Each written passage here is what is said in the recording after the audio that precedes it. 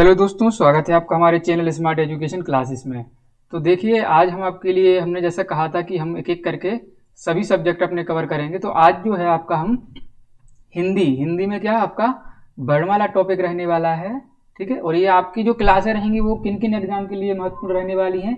आपका super TET exam हो गया उत्तर प्रदेश का, मध्य प्रदेश का एमपी टेट हो गया, केंद्रीय विद्यालय का केवीएस हो गया, पीआरटी खासकर, ठीक है ना, और रीट राजस्थान टेट, यूपी टेट आगामी जो होना है, और सी टेट जो आपका लगभग हम मान सकते हैं कि दिसंबर तक होने की संभावना है। तो इन सारे एग्जाम के लिए आपकी क्लास महत्वपूर्ण रहेगी। तो सबसे बेसिक बात होती है कि हमें वर्णमाला का ज्ञान होना चाहिए, इसके बिना हम हिंदी की शुरुआत नहीं कर सकते। ये आपकी क्लास 1 रहने वाली है, चीज़ें आपको सारी सीक्वेंस में मिलेंगी। तो दोस्तों निवेदन है, अगर वीडियो आपको अच्छा लगे तो लाइक करिएगा, शेयर करिएगा और कमेंट करके ज़रूर बताइएगा कि आपको वीडियो कैसा लगा है। चलिए, सबसे पहले हमें जानना होगा कि आपका वर्ण क्या होते हैं। तो वर्णों के बारे में जानना पड़ेगा। तो इसके लिए कुछ महत्वपूर्ण परिभाषाएं दी गई हैं। देखिए, तो सबसे पहले इन्हें जानना पड़ेगा कि ये क्या है। तो सबसे पहले जानेंगे हम शब्द क्या होते हैं, ठीक है। तो वर्ण तो सभी जानते हैं कि जिसके टुकड़े ना हो, ठीक है ना, वो होता है। जैसे आपका का वर्ण क्या होता है, का हो गया, माँ हो गया, ला, ये क्या है, वर्ण है। इन्हें हम और छोटा नहीं तोड़ सकते। तो जिसे तोड़ा ना जा सके उसे क्या कहते हैं, वर्ण कहते हैं। इसके पश्चात आते हैं शब्द। शब्द क्या कहलाते हैं, जो चीज सार्थक हो कई वर्णों से मिलकर, यानी क्या होना चाहिए, सबसे पहले चीजों को सार्थक होना चाहिए। जैसे आपका का म ल, ये क्या है, एक सार्थक शब्द है। तो इसी अगर हम इसे उल्टा लग दें तो क्या होगा, ल म का, लमक। तो ये कोई सार्थक शब्द नहीं है, इसलिए इसे हम शब्द नहीं कहेंगे। वो कमल को क्या हम शब्द कह देंगे, क्योंकि ये एक सार्थक शब्द है। इसके आगे पद। पद क्या कहलाते हैं आपके, तो पद वो कहलाते हैं जो आपका कहलाता है कि विभक्ति के साथ लिखे हों, ठीक है ना। मतलब 3-4 चीजें लिखे हों। जैसे मान लीजिए इसको हम लिख दें कमल का फूल, हमने लिख दिया कमल का फूल, ठीक है। तो ये क्या है, आपका विभक्ति का चिन्ह है, ठीक है ना। जैसे लिख दिया हमने राजा की रानी, तो ये क्या है, विभक्ति, ये क्या एक पद हो गया। लिख दिया हमने मोहन की गाय, तो ये क्या है, आपका एक पद होता है। चलिए आगे, तीसरे नंबर पर दिया है कि वाक्य क्या होते हैं, ठीक है। वाक्य वो होते हैं जिनमें क्या होता है, हमें कुछ सार्थकता दिखनी चाहिए, और जो पूरा आपको वाक्य एक सेंटेंस दिया है उसका एक अर्थ होना चाहिए। जैसे क्या लिख लिया जाए कि मोहन खाना खाता है, तो ये क्या हो गया आपका एक वाक्य। अगर हम इतना लिख दें कि मोहन खाना, तो इसका कोई अर्थ नहीं रहेगा। तो वाक्य क्या है, एक सार्थक होना चाहिए, शब्दों का अपना महत्व होता है। चलिए आगे है, पूछा जा सकता है आपसे कि भाषा की सबसे छोटी इकाई बताइए। तो भाषा की सबसे छोटी इकाई बताना है तो देखिए, 2 चीजें, अगर आपको विकल्प में वर्ण मिल जाता है तो वर्ण इसका सही उत्तर होगा। अगर आपको विकल्प में मिलता है ध्वनि, ठीक है ना, तो ये भी आपका सही उत्तर माना जाएगा। इन दोनों में से आप कोई भी लगा दीजिए, आपको दोनों में से एक ही मिलेगा। चलिए आगे है कि भाषा की सबसे बड़ी इकाई क्या होती है। तो भाषा की जो सबसे बड़ी इकाई होती है वो क्या होती है, आपकी वाक्य, ठीक है। वाक्य जो है भाषा की सबसे बड़ी इकाई होती है। अगला दिया है कि वर्णों का वह रूप जो नष्ट ना हो सके, या जिसे हम तोड़ ना सकें, नष्ट ना कर सकें, तो क्या है, अक्षर। जिसका कोई क्षरण ना हो वो क्या कहलाता है, अक्षर, ठीक है ना। चलिए आगे, वह इकाई जिसके टुकड़े ना हो, तो वो क्या कहलाता है, आपका वर्ण। हमने आपको पहले ही बताया, जैसे का, मा, रा, ला इत्यादि जो आपके सभी शब्द होते हैं वो क्या हैं, आपके वर्ण होते हैं। इनके टुकड़े हम नहीं कर सकते हैं। इतना आपने नोट कर लिया होगा। अगर नोट नहीं किया है तो आप इसका स्क्रीनशॉट भी ले सकते हैं, वीडियो को बार बार भी देख सकते हैं। चलिए आगे बढ़ेंगे अगले स्लाइड की तरफ। तो सबसे पहले है कि वर्ण के भेद, हमें वर्ण के भेद पढ़ना है। कितने भेद होते हैं, तो महत्वपूर्ण 2 होते हैं। एक होता है आपका स्वर और एक क्या होता है, व्यंजन। तो स्वर और व्यंजन के बारे में हमें पढ़ना है। तो स्वरों की जो संख्या हिंदी में है वो कितनी है, 11 है, और व्यंजनों की संख्या कितनी है, 13 है। तो 11 कौन से स्वर होते हैं, छोटा आ, बड़ा आ, छोटी ई, बड़ी ई, छोटा ऊ, बड़ा ऊ, ए, ऐ, ओ, औ और ऋषि, ये सब क्या होते हैं आपके, ये होते हैं आपके स्वर, जो इनकी संख्या क्या है 11 है। आगे व्यंजन, व्यंजन 33 होते हैं। 33 में 3 प्रकार होते हैं, स्पर्श व्यंजन होते हैं, कुछ अंतस्थ व्यंजन होते हैं, कुछ ऊष्म व्यंजन होती हैं, जो आपसे एग्जाम में पूछे जा सकते हैं। स्पर्श व्यंजनों की संख्या पूछी जाए आपसे तो कितनी लिखेंगे 25, अंतस्थ की पूछी जाए तो कितनी लिखेंगे 4, और ऊष्म की पूछी जाए तो कितनी लिखेंगे 4। इनके बारे में देखिए जानते हैं, थोड़ा आगे हम गहराई से या विस्तार से इनके बारे में हम समझने वाले हैं। तो स्पर्श व्यंजन जो होते हैं वो का से मातक होते हैं, 25 होते हैं। या वार राला ये आपके 4 अंतस्थ हो गए, स, स, सा और हा ये आपके ऊष्म व्यंजन होते हैं। चलिए आगे स्लाइड में। इसके बाद हमें जानना होगा कि अयोग्यवाय क्या कहलाते हैं। तो अयोग्यवाय होते हैं आपके महत्वपूर्ण 4, विसर्ग, अनुस्वार, हलंत और अर्धचंद्र बिंदु। इनका हम प्रयोग भी देखेंगे और चिन्हों को भी समझना हो पड़ता है, क्योंकि आपसे पेपर में सीधा पूछा जा सकता है कि विसर्ग चिन्ह है, अनुस्वार चिन्ह है, हलंत है। तो देखिए सबसे पहले विसर्ग के बारे में। तो विसर्ग का चिन्ह क्या होता है आपका, कुछ इस प्रकार से आपकी 2 बिंदियां रखी जाती हैं। आपने शब्द देखा होगा, जैसे हम लिखते हैं प्रातः, ठीक है ना, आपका और शब्द हो गया अतः, ठीक है, पुनः, ठीक है। इस प्रकार से हम जो भी शब्द लिखते हैं, जैसे दुख में भी हम लिखते हैं दुख हो गया, ठीक है ना। तो ये क्या है आपका, ये जो शब्द होता है ये विसर्ग होता है, ठीक है ना, ये विसर्ग कहलाता है। इसके बाद आता है अनुस्वार। तो अनुस्वार किस प्रकार से लिखते हैं, अनुस्वार लिखते हैं आप कुछ इस प्रकार से, जैसे आपने लिख दिया संजय, ठीक है ना, संविधान, ठीक है, और भी आप लिख सकते हैं मयंक। इस प्रकार से कई शब्द लिख सकते हैं, जैसे हो गया आपका संकेत, ठीक है। इस प्रकार से जिस पे जो बिंदी रखी होती है तो वो क्या कहलाता है आपका अनुस्वार कहलाता है। इसके बाद हलंत। तो हलंत का चिन्ह क्या होता है आपका, आपने देखा होगा कुछ इस प्रकार से हम लगा देते हैं, जैसे हो गया आपका कोई भी आप शब्द लिख सकते हैं, जैसे आप लिखते हैं पाठ्य, तो जो ठा के नीचे ये चिन्ह लगा हुआ है ना, ये वाला क्या कहलाता है आपका हलंत कहलाता है, ठीक है। जैसे आपने लिख दिया है, कोई भी शब्द लिख सकते हैं, जैसे लिख दिया है आपने विद्वान, ठीक है। इस प्रकार से कई शब्द आपको मिलेंगे जो देखने में आपको दिखेंगे कि ये हलंत होते हैं।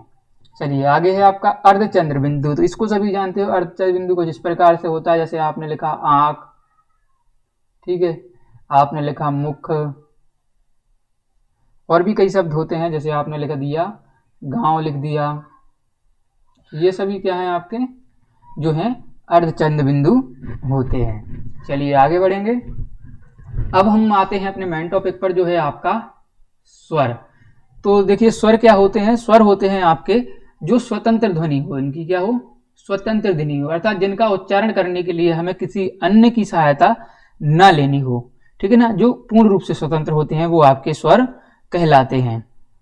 इन्हें किसी दूसरे वर्ण की आवश्यकता नहीं पड़ेगी। अब पूछा जा सकता है आपसे कि हिंदी में स्वरों की संख्या बताइए, तो हमने आपको पहले ही बताया कि ये 11 होती है, लेकिन कभी कभी एग्जाम में क्या है क्वेश्चन घुमा फिरा के पूछा जा सकता है कि कुल स्वरों की संख्या बताइए। तो अगर वहां पर 11 ऑप्शन में दिया है तो आप 11 लगाएंगे, लेकिन अगर 13 दिया है तो हमें 13 लगाना होगा। एक क्वेश्चन पूछा जाता है कि प्राकृतिक में स्वर बताइए, यानी कि प्राकृतिक भाषा में, तो प्राकृत में होते हैं आपके स्वरों की संख्या 10, पाली में होती है 9, ठीक है। इसको केवल याद रखिएगा, ज़्यादा इसके गहराई में जाने की आवश्यकता नहीं है। अब एक प्रश्न आपसे पूछा जा सकता है कि भाषा विकास का क्रम बताइए, कि भाषा विकास का क्या क्रम रहता है। तो सभी को पता है कि लगभग जो हमारी सभी भाषाएं हैं उनकी जननी क्या है संस्कृत। तो सबसे पहले किसका जन्म हुआ था संस्कृत का, ठीक है। इसके बाद आती है आपकी, इसके आगे क्रम रहता है किसका पाली का, ठीक है। और पाली के बाद क्या आती है आपकी प्राकृत, प्राकृत के बाद आती है आपकी अवहट्ट, ठीक है। ये क्या है भाषा का विकास हुआ है, हर 100 साल के करीब समथिंग भाषा बदल जाती है। अवहट्ट के बाद जो आपका रूप चला है वो क्या चल रहा है वर्तमान में हिंदी का, ठीक ना। तो कुछ इस प्रकार से आपका आता है। प्राकृत के बाद यहाँ पर हम एक भाषा को भूले हैं जिसका नाम क्या है अपभ्रंश, ठीक है। तो संस्कृत हो गई, पाली हो गई, प्राकृत हो गई, अपभ्रंश हो गई, और उसके बाद अवहट्ट हो गई और इसके बाद हिंदी भाषा का जन्म हुआ है। चलिए आगे बढ़ेंगे। वीडियो अच्छा लग रहा है तो दोस्तों वीडियो को लाइक करिएगा और शेयर भी कर दीजिएगा। चलिए आगे आते हैं, हम जानेंगे मात्रा काल के या उच्चारण के आधार पर जो है स्वरों के कितने भेद होते हैं। तो इसके आधार पर स्वरों के 3 भेद होते हैं। सबसे पहले जो है वो क्या है आपका ह्रस्व स्वर, या इसे हस्व स्वर भी कह सकते हैं, या कह सकते हैं एक मात्रिक स्वर, लघु स्वर या आपका मूल स्वर। इनकी संख्या कितनी है आपकी 4। ये 4 होते हैं आपके। कौन कौन से होते हैं? छोटा आ, छोटी ई, छोटा ऊ और ऋषि, ये आपके हस्व स्वर कहलाते हैं। दूसरे नंबर पर आता है आपका दीर्घ स्वर। कि दीर्घ स्वर क्या कहलाते हैं? तो जो आपके द्विमात्रिक छंद होते हैं और इसके बारे में कहा जाता है कि इन्हें बोलने में 1 क्षण का समय लगता है, इन्हें 2 मात्रा काल का समय, और जो आपका इसके आगे वाला प्लुप्त स्वर होता है उसमें कई मात्राओं का समय लगता है, लगभग 3 या 3 से अधिक। तो दीर्घ स्वर में ये द्विमात्रिक स्वर भी कहलाते हैं, इन्हें हम संधि स्वर भी कहते हैं, ये संयुक्त स्वर भी कहे जाते हैं और ये बड़े स्वर भी कहते हैं, और विपुल स्वर भी इन्हीं को कहा जाता है। देखिए एक स्वर और कितने सारे इनके नाम होते हैं। तो चलिए आगे बढ़ेंगे। तो यहाँ पर देखिए दिखाया गया है सबसे पहले बड़ा आ, बड़ी ई और बड़ा ऊ। तो इनको अलग से हमने क्यों रखा है? क्योंकि ये जो स्वर होते हैं आपके, ये होते हैं आपके सजातीय स्वर, ये आपके सजातीय स्वर कहलाते हैं। ठीक है, मतलब एक ही समाज के। चलिए आगे है, दूसरा है ए, ऐ, ओ और औ। ये क्या कहलाते हैं आपके विजातीय स्वर। विजातीय का मतलब क्या है कि इनका जो मेल हुआ है वो 2 प्रकार के स्वरों से मिलकर इनका मेल होता है, जो हम आगे जानेंगे। चलिए तीसरे नंबर पर जो आता है आपका वो क्या होता है? प्लुप्त स्वर। प्लुप्त स्वर क्या होते हैं? ये त्रिमात्रिक छंद होते हैं और इन्हें विशाल स्वर भी कहा जाता है। जैसे आप कभी ओम का उच्चारण करते हैं तो क्या एक लंबा खींचते हैं, जैसे ओम। तो इस प्रकार से जो होता है ये आपका प्लुप्त स्वर की गिनती में आता है। अगला है ओष्ठ आकृति के आधार पर भेद, यानी कि जो होठ हैं हमारे उनकी आकृति के आधार पर स्वर के कितने भेद होते हैं? 2 भेद होते हैं। सबसे जो पहला दिया है वो क्या है? वृत्ताकार स्वर, यानी कि जो मुख की आकृति है तो उनकी आकृति क्या होती है? बोलते समय वो गोल हो जाती है, यानी कि मुंह का आकार कुछ ऐसा गोल हो जाता है। कैसे? छोटा ऊ, बड़ा ऊ, ओ, औ। इनको अगर आप उच्चारण करेंगे और अपने मुख की तरफ ध्यान देंगे तो आपका जो मुख है वो गोलाकार रूप धारण करता है, यानी कि वृत्ताकार हो जाता है। दूसरे नंबर पर दिया है आपको अवृत्ताकार स्वर। ये क्या स्वर कहलाते हैं? छोटा आ, बड़ा आ, छोटी ई, बड़ी ई, ए, ऐ। तो इनको जब बोलते हैं तो मुख का जो आकार है वो कई प्रकार से मुड़ता है, लेकिन गोल वृत्त के आकार का नहीं होता है। ठीक है, तो ये कहलाते हैं आपके अवृत्ताकार स्वर। आगे है आपका जिह्वा की आकृति के आधार पर स्वर के भेद, यानी कि जो आपकी जीभ है उससे किस प्रकार स्वरों का उच्चारण होता है। तो उसके जो भेद हैं वो 3 भेद हैं। कौन कौन से हैं देखिएगा। सबसे पहले हम जानेंगे अग्रस्वर के बारे में। तो अग्रस्वर क्या कहलाते हैं? देखिए छोटा ई अग्रस्वर को कहा जाता है कि जो जीभ का, मान लीजिए आपकी ये जीभ हो गई चंद, ठीक है, ये जीभ हो गई, तो इसमें हम 3 हिस्से बनाएंगे। एक तो आपका होगा अग्र वाला, यानी कि ये हो गया अग्र, ठीक है, ये हो गया मध्य और ये हो गया आपका जीभ का पश्च भाग। ठीक है, इसमें क्या है? अग्रस्वर ई, छोटा ई, बड़ी ई, ए, ऐ और ऋषि। तो इसमें क्या होता है? जो जीभ का आगे का हिस्सा है वो क्या होता है? दांतों को छूता है, यानी कि जो ये हिस्सा है आपके वो दांतों को छुएगा। आप उच्चारण करके देखिए, छोटी ई, बड़ी ई, ए, ऐ, ऋषि। तो ये हिस्सा जो है आपका दांतों को छुएगा। चलिए समझ गए होंगे। इसके बाद एक ही स्वर होता है आपका मध्य स्वर। ये क्या होता है?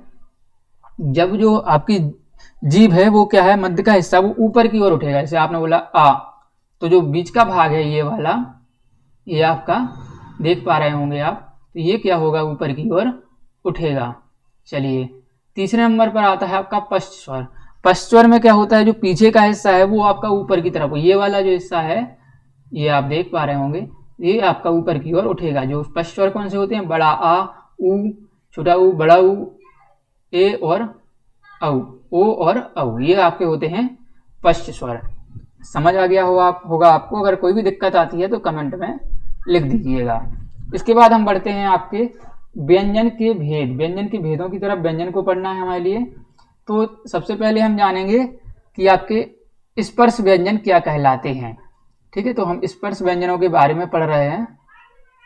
ठीक है, तो स्पर्श व्यंजन हो गए, वर्गीय व्यंजन हो गए, तो इनका एक ही का नाम है, स्पर्श व्यंजन भी कह सकते हैं, वर्गीय व्यंजन भी कह सकते हैं।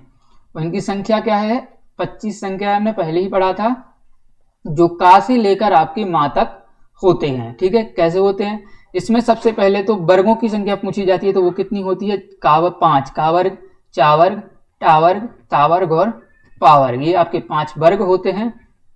और ये सामने दिया है अक्षर का क्रम, ये पहला अक्षर कहलाएंगे ये सारे, ये आपके दूसरे अक्षर कहलाएंगे, ये तीसरा अक्षर कहलाएगा, ये चौथा अक्षर कहलाएगा और ये 5वां अक्षर कहलाएगा। इसको ध्यान रखिएगा क्योंकि ये जो सारणी है काफी आपके काम आने वाली है। ठीक है, तो जो पहला वर्ग है का वर्ग में आता है आपका का, खा, गा, घा, औंगा। ठीक है, ये 5 वर्ग याद रखिए। प्रश्न आपसे पूछा जा सकता है कि निम्नलिखित में से कौन सा वर्ण है जो का वर्ग का है या का वर्ग का नहीं है। आगे जो हम प्रैक्टिस करेंगे तो उसमें आपको देखने को मिलेगा, तो आपको पता होगा तभी आप प्रश्न का उत्तर सही कर पाएंगे। दूसरा दिया है चा वर्ग में देखिए चा, छा, जा, झा और आपका झई। इसके बाद है आपका टा, तो टा में आता है टा, ठा, डा, ढा और ये अड़ाबंद का। चलिए अगला आता है चौथे नंबर का ता वर्ग में ता, था, दा, धा और ना, ये होते हैं आपके ता वर्ग में। और आगे है पा वर्ग में क्या क्या आता है, पा, फा, भा, भा और मा। तो 5 वर्ग आपको याद होने चाहिए, अगर आप इनमें से एक भी भूल जाते हैं तो आपका क्वेश्चन गलत हो सकता है। चलिए आगे बढ़ेंगे। इसके बाद आपसे पूछा जा सकता है कि उतक्षेपित व्यंजन कौन कौन से होते हैं। उतक्षेपित व्यंजन क्या कहलाते हैं, ठीक है, कि इनका अर्थ होता है उतक्षेपित का उछलना। जब भी आप बोलेंगे तो ऐसा लगेगा कि आपसे मुंह से शब्द बोलकर कहीं उछल रहा हो। ठीक है ना, जैसे ढ, ढा, मतलब एक ही बार में जो साई वायु है, आपने जो भी इसके लिए बोलने के लिए प्रयत्न किया है वो एक ही बार में आपके मुख से बाहर हो जाता है। तो ड और ढा ये होते हैं। बिंदी का विशेष ध्यान रखिए, इसके नीचे बिंदी होती है। जैसे सड़क लिखा हमने तो इसमें देखिए बिंदी है, लड़का लिखा तो इसमें बिंदी है, पढ़ना लिखा तो इसमें भी बिंदी होती है। इसका विशेष ध्यान आपको ये रखना होगा कि इनका प्रयोग होता है वो शब्द के बीच में या फिर अंत में होगा। जो आपका देखिए ये ढा आया है और ये ढा आया है, इनका प्रयोग या तो कहाँ होगा, बीच में। देखिए यहाँ पर क्या है, केवल बीच में ही हो रहा है, या तो कहीं पर भी होगा आखिरी में, जैसे आपने लिख दिया गढ़, इसमें क्या हो रहा है, आखिरी में हो रहा है। तो ये इसका नियम है। इसके बाद है कर्कश और कठोर वर्ण। कर्कश और कठोर वर्ण क्या कहलाते हैं, उदाहरण के लिए टा, ठा, डा, ढा, ये आपके कहलाते हैं कर्कश या कठोर वर्ण। यानी कि जब आप इनको बोलेंगे तो आपका क्या है, दिमाग में कंपन, यानी कि आपको सरदर्द टाइप का होता है कि ये बहुत कठोर वर्ण है, तो ये आपके कर्कश वर्ण कहलाते हैं। इसके बाद आते हैं, हम बढ़ते हैं आपका अल्पप्राण। अल्पप्राण क्या कहलाते हैं, जो प्रत्येक वर्ग का, आपका वर्ग हमने 5 वर्ग पढ़े थे इसलिए आपको बताया था, तो उनका जो पहला है, तीसरा है, 5वां है, ये वर्ण क्या होते हैं, इनका जो 5वां अक्षर है और अंतस्थ व्यंजन, जो अंतस्थ व्यंजन हमने आपको बताए थे कौन से, या, वा, राला, ये सभी क्या होते हैं, आपके अल्पप्राण होते हैं। तो पहले वर्ग का अक्षर सभी, तो पहले वर्ग के अक्षर कौन से होगा, ये देखिए जो हरे कलर से दिए हैं, ये तीसरा हो गया, ये 5वां हो गया, तो ये सभी वर्ग हैं आपके अल्पप्राण हैं। तो अल्पप्राण क्या होते हैं कि जो प्रत्येक वर्ग का पहला, तीसरा और 5वां वर्ण होता है वो अल्पप्राण होते हैं, और साथ ही आपके जो अंतस्थ व्यंजन होते हैं वो अल्पप्राण होते हैं। तो अल्पप्राण का भी अर्थ आपको समझना होगा कि अल्पप्राण क्या होते हैं, तो जिनका उच्चारण करने में वायु क्या हो, थोड़ी निकले। वायु अगर थोड़ी निकल रही है तो क्या होगा, आपका अल्पप्राण होगा। ठीक है, चलिए याद रखिएगा, आपसे प्रश्न पूछेंगे हम जब अगले वीडियो आपको मिलेगा प्रैक्टिस के लिए, तो उसमें आपको ये सब बताना पड़ेगा कि आपने कितना सीखा है। तो याद रखिएगा, अल्पप्राण पहला, तीसरा, 5वां वर्ण और अंतस्थ वर्ण। चलिए इसके आगे आते हैं महाप्राण। महाप्राण कौन से वर्ण कहलाते हैं, जिनमें जो है वायु अधिक निकले। ठीक है ना, अधिक गर्म वायु निकलती है साथ ही। चलिए तो देखिए प्रत्येक वर्ग का दूसरा, ये दूसरा हो गया, और ये चौथा हो गया। ये अक्षर क्या कहलाते हैं? आपके महाप्राण। और इसके साथ ही जो ऊष्म व्यंजन होते हैं वो आपके महाप्राण कहलाते हैं। ऊष्म व्यंजन तीनों प्रकार के जो आपके सा होते हैं और हा होता है, ये ऊष्म व्यंजन होते हैं। तो ये जो खा, छा, ठा, था, फा और घा, झा, ढा, धा और भा, ये सभी क्या हैं आपके? ये आपके महाप्राण होते हैं। ठीक है, तो ये आपको याद रखना होगा कि महाप्राण क्या होते हैं, अल्पप्राण क्या होते हैं। इनसे प्रश्न पूछे जाते हैं। चलिए आगे पूछा जाता है आपसे कि घोष वर्ण क्या कहलाते हैं, सघोष वर्ण क्या कहलाते हैं, या गूंज वर्ण एक ही नाम है। तो प्रत्येक वर्ग का जो तीसरा, चौथा और पांचवा, ये आप देख पा रहे होंगे, तीसरे से लेकर जो पांचवे तक दिया है, ये क्या है आपका? प्रत्येक वर्ग का तीसरा, चौथा, पांचवा वर्ग घोष या सघोष वर्ण होते हैं। तो ये ये होगा गा, पूरी लाइन हो गई, गा, जड़ा, दावा, घा, झा, ढा, धा, भा, और इसके साथ ही डा, ये तीनों जो हैं, ये भी आपको याद रखना है। ये आपके जो पांचों वर्ण हैं, जो पांचवा अक्षर होता है, वो अनुनासिक वर्ण कहलाते हैं। ये भी आपको याद रखना रहेगा। ठीक है, और साथ ही आपके जो पांच अक्षर या, ब, रा, ला, ये आपके कौन से वर्ण थे? अंतस्थ। ठीक है, तो ये आपके क्या होते हैं? घोष वर्ण होते हैं। साथ ही जो हा आपका ऊष्म व्यंजन का है, ये भी आपका घोष यानी कि सघोष वर्ण होता है। चलिए आगे बढ़ेंगे। आगे है आपका अघोष वर्ण। अघोष वर्ण क्या कहलाते हैं? ठीक है, तो देखिए सघोष में आपको एक चीज और याद रखिए कि जो अंदर आवाज है वो आपके मुंह की, वो ज्यादा देर तक ठहरती है। जैसे एक बैक करके समझते हैं, जैसे आपने बोला गा, तो ये थोड़ा लंबा समय ले रहा है, और जो वायु है आपके मुंह में थोड़ा देर रुक रही है। जैसे बोला जा, डा, दा, तो आप देख रहे होंगे कि वायु रुकती है। आप इनका उच्चारण करके अगर प्रयास करेंगे तो ज्यादा बेहतर सीख पाएंगे। चलिए, जैसे अघोष, अघोष में क्या होता है? इसमें अंदर गूंज उत्पन्न नहीं होती है, यानी कि अंदर आवाज नहीं रुकी। जैसे आपने बोला का, तो का में क्या हुआ? वायु उत्पन्न हुई, तुरंत मुंह से बाहर। आपने बोला चा, वायु बाहर। टा, वायु क्या हुई? बाहर हो गई। और ता, वायु क्या होती है? बाहर। तो पहला वर्ण हो गया प्रत्येक वर्ग का पहला वर्ण, और दूसरे वर्ग मतलब जो प्रत्येक वर्ग का पहला और दूसरा जो अक्षर होता है वो आपका अघोष वर्ण कहलाता है। और तीनों जो आपके सा हैं वो क्या होते हैं? आपके अघोष वर्ण कहलाते हैं। चलिए ये देखिए, यहाँ पर गलती से हरा हो गया है, ग्रीन कलर, ये आपका अघोष में नहीं आएगा। ठीक है, ये आपका यहाँ पर ब्लैक पेन से ही लिखा जाना था। तो इसमें कितने आपके 5, 5, 10 और 3, 13 वर्ण हमने लिए हैं, याद रखिएगा। चलिए आगे है आपका अंतस्थ व्यंजन की। अंतस्थ व्यंजन हमने आपको पहले ही बता दिया, संख्या 4 होती है। आपके या हो गया, बा हो गया, रा हो गया और ला हो गया। ऊष्म व्यंजन क्या होते हैं?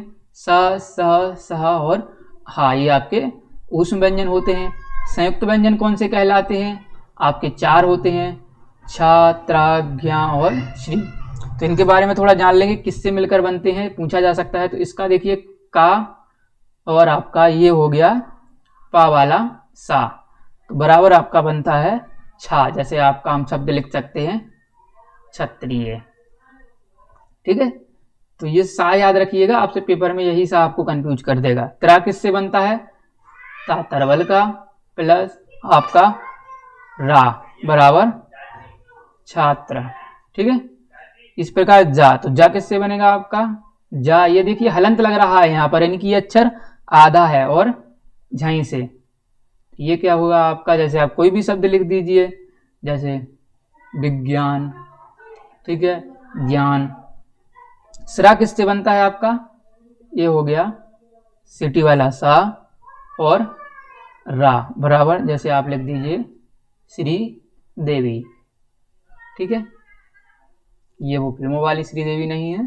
ठीक है, तो ये आपको याद रखना है। तो ये जो है आपके संयुक्त व्यंजन होते हैं। तो हमने आपका वर्णमाला संपूर्ण पढ़ लिया है।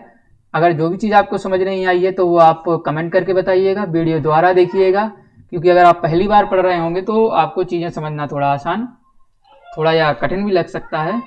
वीडियो देखने के लिए आपका बहुत बहुत धन्यवाद दोस्तों। वीडियो को क्या करना है? लाइक करना है, शेयर करना है, और चैनल को अगर सब्सक्राइब नहीं किया है तो सब्सक्राइब भी कर लेना है। धन्यवाद, मिलते हैं अगले वीडियो में। जय हिंद, जय भारत।